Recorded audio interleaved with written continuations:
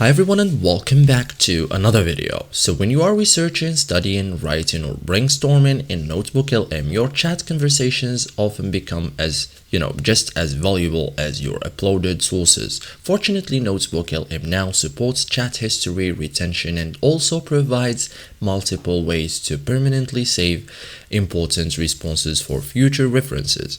In this guide, I will show you step by step how to save your chat history in NotebookLM in 2026, simple and effective. So first thing, open your notebook.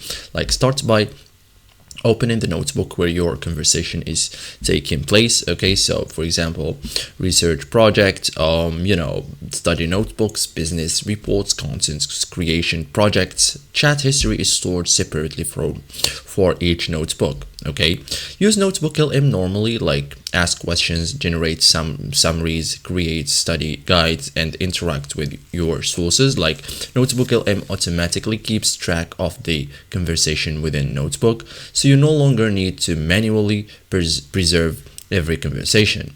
So close the notebook safely. Like when you are finished working, simply leave the notebook. Like according to Google, conversations are automatically saved and can be resumed later. So closing a notebook no longer means losing your discussion. Okay, return later, like reopen the same notebook, so your previous chat history should still be available, allowing you to continue where you left off. So this is especially useful for long-term projects. So this is it, guys, how to save your chat history in NotebookLM. Thank you for watching and see you in the next tutorial.